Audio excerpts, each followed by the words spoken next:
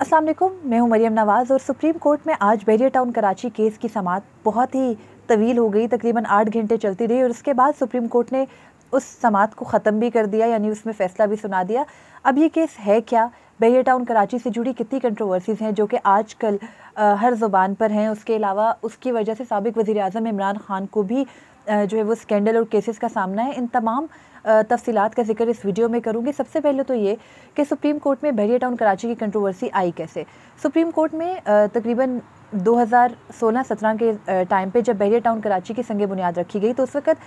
कुछ प्राइवेट जो कि शहरी थे, प्राइवेट कंप्लेनेंट्स थे, जिनमें के महमूद अब्बास नकवी साहब जो कि बहुत मशहूर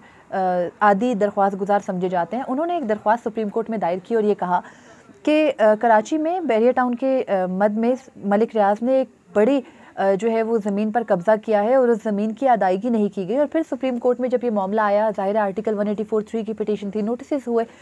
ज़मीन का अंदाज़ा लगाया गया तो ये ज़मीन थी जो कि उस वक़्त बैरियर टाउन ने कहा कि उन्होंने हासिल की है, वो 16,000 एकड़ ज़मीन थी और ये ज़मीन हासिल की गई थी मलीर डेवलपमेंट अथॉरिटी और हुकूमत सिंध से। इस हासिल शुदा ज़मीन की जो रकम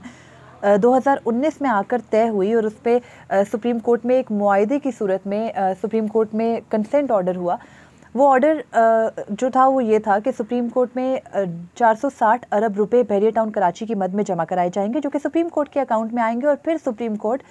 ये देखेगी कि वो अमाउंट किसको ट्रांसफ़र की जानी चाहिए, यानी वो हुकूमत सिंध की बनती है, फेडरल गवर्नमेंट की बनती है, यानी जिसकी भी ज़मीन है, मलीर डेवलपमेंट अथॉरिटी की ज़मीन है, उनको वो रकम ट्रांसफ़र कर दी जाएगी। फिर सुप्रीम कोर्ट ने यह भी कहा कि क्योंकि मलिक रियाज के ख़िलाफ़ नैब रेफरेंसेस थे तो नैब रेफरेंसेस को इस मुआहदे की वजह से रोक दिया गया था और उसके अलावा सुप्रीम कोर्ट ने यह कहा था कि मलिक रियाज साहब 460 अरब रुपए सितंबर 2019 से 2026 सितंबर तक रकम अदा करेंगे, यानी मुख्तलिफ इकसात की सूरत में ये रकम सुप्रीम कोर्ट के अकाउंट में अदा होगी और फिर सुप्रीम कोर्ट के अकाउंट से आगे मुतल्लिका अथॉरिटीज़ को ट्रांसफ़र हो जाएगी।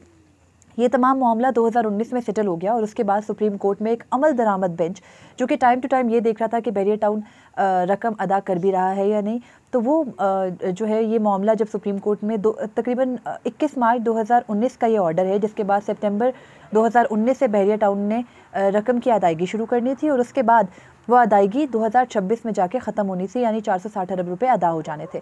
मीनवाइल बहुत सी कंट्रोवर्सीज आई। बैरियर टाउन ने को जो अदा की गई ज़मीन, जो हासिल करदा बैरियर टाउन की ज़मीन थी वो 16,000 एकड़ थी, लेकिन बैरियर टाउन ने सुप्रीम कोर्ट में एक दरख्वास्त डाली तकरीबन 2021 में और ये कहा कि जो उनको दी गई ज़मीन है मलीर डेवलपमेंट अथॉरिटी की जानिब से वो 16,000 एकड़ नहीं बल्कि वो 11,000 एकड़ ज़मीन है और सुप्रीम कोर्ट दोबारा से ज़मीन की का जो एरिया है उसका तखमीना लगाए, रकम का भी दोबारा से जो है वो तखमीना लगाकर नई रकम का जो है वो तयन किया जाए, यानी 460 अरब रुपए से वो अदायगी कम करना चाहते थे क्योंकि उनका ये मौक़िफ़ है कि उनको ज़मीन भी कम दी गई है। इस मामले के ऊपर सुप्रीम कोर्ट में तकरीबन 2 साल इस केस को समाअत के लिए मुकर्रर नहीं किया गया। सुप्रीम कोर्ट में जब चीफ जस्टिस कादी फ़ैज़ ईसा ने चार्ज संभाला तो उन्होंने इस केस को मुकर्रर किया और फिर इस केस से जुड़ी बहुत सी कंट्रोवर्सी सुप्रीम कोर्ट में भी सामने आई। इस केस के अंदर एक सबसे बड़ी जो कंट्रोवर्सी थी वो ये थी कि क्योंकि मलिक रियाज साहब ने 460 अरब रुपए जमा कराने थे, लेकिन जब इमरान खान साहब वज़ीर आज़म थे तो उनकी काबीना में कुछ रकम थी जिसकी के बंद लिफाफे में काबीना ने मंजूरी दी और वो रकम चुपचाप बैरून मुल्क यानी बरतानिया से आके पाकिस्तान में सुप्रीम कोर्ट के अकाउंट में ट्रांसफ़र हो गई और वो रकम ट्रांसफ़र हुई मलिक रियाज साहब के नाम से, यानी मलिक रियाज साहब को जो 460 अरब रुपए बैरियर टाउन कराची की मद में सुप्रीम कोर्ट के अकाउंट में जमा कराने थे वो बैरून मुल्क से आते हैं। वो किस सूरत में आते हैं वो भी आपके सामने एक्सप्लेन करूंगी, लेकिन वो पाकिस्तान आए और उसकी काबीना ने मंजूरी दी और वो सुप्रीम कोर्ट के अकाउंट में ट्रांसफ़र हो गए। अब ये रकम बाहर बैरून मुल्क से मलिक रियाज साहब के नाम से ऐसे आई कि मलिक रियाज साहब के ऊपर कुछ मनी लॉन्ड्रिंग समेत दीगर इल्ज़ामात थे जो जिनकी मद में उनका मल्टी वीज़ा था बरतानिया का और दीगर जो है वो मुल्कों का, जिसको कि बरतानिया ने कैंसिल कर दिया और ये कहा कि मलिक रियाज और उनसे जुड़े यानी उनके ख़ानदान के लोग बरतानिया नहीं आ सकेंगे क्योंकि उनके ऊपर मनी लॉन्ड्रिंग समेत दीगर इल्ज़ामात हैं। इन इल्ज़ामात के ख़िलाफ़ उन्होंने वहाँ लंदन में यूके की कोर्ट के अंदर एक केस दायर किया और उस केस जो कि वीज़ा से मुतालिक उनका केस था और उस केस के अंदर उनके तमाम तर जो असासे थे पहले वो फ्रीज़ हो गए थे क्योंकि ज़ाहिर है कि मनी लॉन्ड्रिंग का इल्ज़ाम पाकिस्तान में अगर कोई बहुत बड़ा संगीन इल्ज़ाम नहीं है तो बैरून मुल्क इसको बहुत सीरियसली देखा जाता है, तो वहाँ पर उनके तमाम तर जो उनकी फ़ैमिली के अकाउंट थे वो फ्रीज़ हो गए थे। लेकिन फिर यूके की कोर्ट ने जब ऑर्डर दिया और नेशनल क्राइम एजेंसी ने इस रकम का जो है वो तखमीना लगाया, इस रकम को तय किया। तो उसके बाद जो उनके अकाउंट थे वो डीफ्रीज़ हुए और डीफ्रीज़ होने के बाद उन अकाउंट से जो रकम थी वो पाकिस्तान मुंतकिल की गई। और ये वो रकम है जिसके बारे में कि हुकूमत पाकिस्तान ये कहती है कि ये पाकिस्तान से क्योंकि बैरून मुल्क गैर कानूनी तरीके से भेजे गए, मनी लॉन्ड्रिंग की सूरत में भेजे गए, और जब वो वापस आए तो वो पाकिस्तान का पैसा था, वो मलिक रियाज का पैसा नहीं था, और उसको सुप्रीम कोर्ट के अकाउंट में जाने के बजाय उसको पाकिस्तान की यानी स्टेट बैंक ऑफ पाकिस्तान के पास आना चाहिए। ये तमाम तर स्कैंडल सामने आया जब इमरान खान की हुकूमत चली गई और उसके बाद PDM की हुकूमत आई और उन्होंने ये कहा कि काबीना के इजलास में जब इमरान खान साहब वज़ीर आज़म थे तो बंद जो है वो कागज़ात पे काबीना की मंजूरी हुई, उन पर दस्तखत हुए और उस वक़्त ये कहा गया कि अलकादिर ट्रस्ट के नाम ट्रस्ट यूनिवर्सिटी के नाम पे और अलकादिर ट्रस्ट केस जो कि अब अलकादिर ट्रस्ट कहा जाता है केस, उसमें उसके नाम पर ये मंजूरी ली गई थी काबीना से। और फिर मंजूरी लिए जाने के बाद ये जो रकम थी ये खामोशी से सुप्रीम कोर्ट में मलिक रियाज साहब के नाम से ट्रांसफ़र हो गई। आज जब सुप्रीम कोर्ट के सामने ये मामला आया तो इससे पहले भी सुप्रीम कोर्ट में बहुत सी ऐसी दरख्वास्तें थी जिनमें कहा गया कि 190 मिलियन पाउंड वाला जो स्कैंडल है उसको भी सुप्रीम कोर्ट सेटल करे। लेकिन सुप्रीम कोर्ट के सामने जो मुद्दा था वो ये था कि जो रकम सुप्रीम कोर्ट के अकाउंट में है उसको सुप्रीम कोर्ट ने किसी भी सूरत कहीं भी ट्रांसफ़र करना है ताकि सुप्रीम कोर्ट के ऊपर से जो ये लाइबिलिटी है, ये इल्ज़ाम है, वो हट सके कि वो इतनी खतीर रकम अपने पास रख के बैठे हैं। तो फिर आज सुबह जब इस केस की समाअत शुरू हुई तो बैरियर टाउन के वकील ने ज़ाहिर है कि बहुत सारे नक्शे खोल दिए कि हमें इतनी ज़मीन मिलनी चाहिए थी, इतनी मिली। सुप्रीम कोर्ट दोबारा से ऑर्डर करे कि बैरियर टाउन की जो रकम है वो 460 नहीं है बल्कि अब कम ज़मीन हो गई है, तो उसके मुताबिक नई जो है वो असेसमेंट करके नई रकम मुकर्रर की जाए। लेकिन सुप्रीम कोर्ट ने इन तमाम मामलात को नहीं सुना। उन्होंने कहा कि हमारा जो 21 मार्च 2019 का ऑर्डर है वो अपनी जगह पर मौजूद है, उस पर अमल होगा और अगर बैरियर टाउन 460 अरब रुपए की रकम अदा नहीं कर पाता तो फिर अगर वो डिफ़ॉल्ट भी कर जाता है तो